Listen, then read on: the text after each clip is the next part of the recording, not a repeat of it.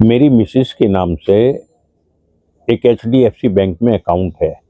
उनके पास उसका एक क्रेडिट कार्ड है जिसकी लिमिट 70,000 रुपये है, जिसमें से उन्होंने लगभग 30,000 रुपये यूज़ कर रखे थे। कल उनके पास एक फ़ोन आता है HDFC बैंक का। बैंक वाले कहते हैं कि आपकी लिमिट हम बढ़ाना चाहते हैं क्रेडिट कार्ड की। उन्होंने कहा कि मुझे कोई ख़ास ज़रूरत तो नहीं है, लेकिन आप चाहो बढ़ा दो। कि नहीं, हम 1,85,000 रुपये आपके अकाउंट को देख के आपकी लिमिट बढ़ा रहे हैं। उन्होंने कहा ठीक है, क्या आपका नाम रेखा मित्तल है? कि हाँ। आपका अकाउंट नंबर ये है। आपका पैन नंबर ये है। आपके क्रेडिट कार्ड का नंबर ये है। आपकी डेट ऑफ बर्थ ये है। सारी चीज़ें उन्होंने एक तरफ से उन्हें बताई।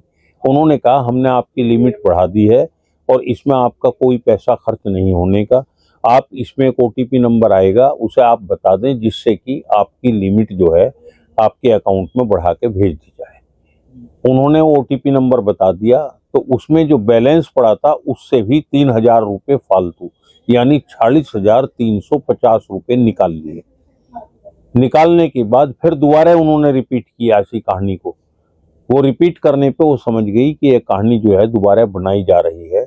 तब उन्होंने बैंक से एक फ़ोन आया कि मैडम, आपने अभी 40,500 रुपये किसी को ट्रांसफ़र किए हैं, 50,000 रुपये वो और मांग रहे हैं। तब उन्होंने मना कर दी कि नहीं, ना मैंने पहले किए और ना मैं इसे किए। मेरे पास तो आपका ही फ़ोन आया था कि आपके क्रेडिट कार्ड की लिमिट बढ़ा रहे हैं। मुझे कोई ऐसी आवश्यकता भी नहीं थी इसकी, लेकिन इसके लिए मैंने कभी कल 1930 पे फ़ोन मिला, जिसका अब तक मुझे कोई रेस्पॉन्स नहीं मिला है। मैंने 2 बार कॉल की, वहाँ से कोई जवाब नहीं आया। तब फिर मैं आज कोई जवाब ना आने पर क्राइम थाने में गया और वहाँ जाके रिपोर्ट लिख के देखा। उन्होंने कहा कि नहीं, ये रिपोर्ट आप नई मंडी थाने में दें। मैंने इसकी रिपोर्ट नई मंडी थाने में दी है।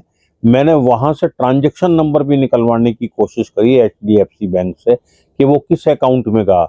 उन्होंने कहा कि ये कंज्यूमर अकाउंट में गया है, इसका हमारे पास कोई डाटा नहीं आता कि हमने रुपया कहाँ ट्रांसफ़र किया है, क्योंकि ये डायरेक्ट कंज्यूमर को पे होता है इसका क्रेडिट कार्ड का रुपया। अगर किसी अकाउंट से होता तो फिर हम बता देते। मेरा आम जनता से सिर्फ इतना ही निवेदन है कि किसी की कोई भी बैंक की लिमिट हो या क्रेडिट कार्ड की लिमिट हो, कोई फ़ोन द्वारा नहीं बढ़ाई जाती है।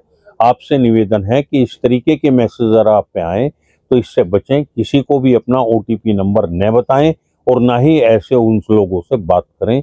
बस मेरा उद्देश्य केवल ये है। मेरे साथ जो ठगी हुई है उसकी लड़ाई कानूनी लड़ी जा रही है, लेकिन आप इससे बचें।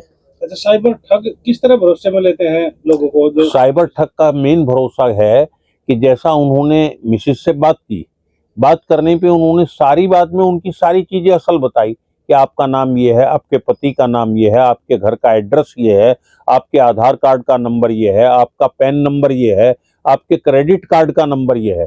जब सारी चीज़ ओके होती चली गई तो आदमी कहीं तो विश्वास करेगा कि इनको सारा ही मालूम है।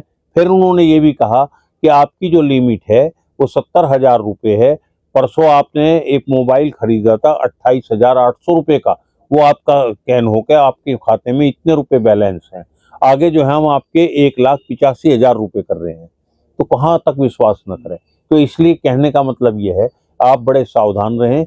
कोई बैंक किसी से कभी भी OTP नंबर नहीं मांगता, ना ही कोई बैंक जो है आपकी मोबाइल पर लिमिट एक्सटेंड करेगा, तो ना वो लिमिट बढ़ा सकता। इसलिए आप इससे सावधान रहें। और ये क्राइम बहुत ज़बरदस्त, हर तरीके से साइबर क्राइम चल रहा है और ये आज तक जो भी ठगे हैं इसमें, वो पढ़े लिखे ज़्यादा इसके शिकार हो रहे हैं। अनपढ़ लोग तो फिर भी सावधानी बरतते हैं और वो एक बात कह के अलग करते हैं, बब्बो मुझे तो पता नहीं, भाई मुझे तो पता नहीं क्या कह रहा तू। लेकिन ये जो आम लोग हैं, जो पढ़ा लिखा अपने आप को हम जैसा समझता है, वही इसका शिकार बनता है। सही बात।